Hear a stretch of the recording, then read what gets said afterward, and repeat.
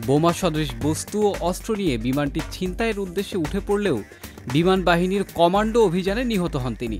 বেঁচে থাকতে আমি আর কখনোই এমন কিছুর মুখোমুখি হতে চাই না। আমাকে ভালোবাসলে একটা ফুলই যথেষ্ট। আমি চাই না কেউ আমার জন্য এমন কিছু করুক। সম্প্রতি এক সাক্ষাৎকারে কথাগুলো বলেছেন অভিনেত্রী শিমলা। বিস্তারিত জানব।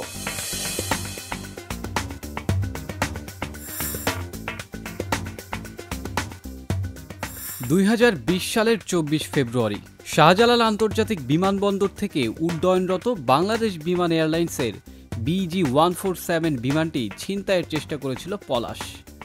ঢাকায় চলচ্চিত্রের জনপ্রিয় অভিনেত্রী শিমলার স্বামী তিনি। বোমা সদৃশ বস্তু ও অস্ত্র নিয়ে বিমানটি ছিনতাইয়ের উদ্দেশ্যে উঠে পড়লেও বিমান বাহিনীর কমান্ডো অভিযানে নিহত হন তিনি। ঘটনাটি মুহূর্তেই শিরোনামে চলে আসে।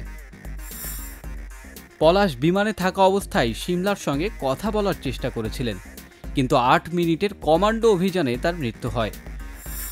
পরবর্তীতে বিমান থেকে একটি খেলনা পিস্তল এবং বিস্ফোরক সদৃশ বস্তু উদ্ধার করা হয়। এ ঘটনায় শিমলা সম্প্রতি এক সাক্ষাৎকারে বলেন, এ ধরনের ঘটনা পৃথিবীতে ভালোবাসার জন্য ঘটেছে কিনা জানি না, তবে আমি এটি নিয়ে গর্বিত নই, এটা আমার জন্য কষ্টের। তিনি আরও বলেন, আমি চাই না কেউ আমার জন্য এমন কিছু করুক। বেঁচে থাকতে আর কখনো এমন কিছুর মুখোমুখি হতে চায় না। আমাকে ভালোবাসলে একটি ফুলই যথেষ্ট।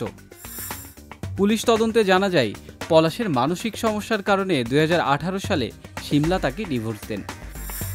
তবে বিমান ছিনতাইয়ের চেষ্টা করার পেছনে মূলত হতাশা কাজ করেছিল।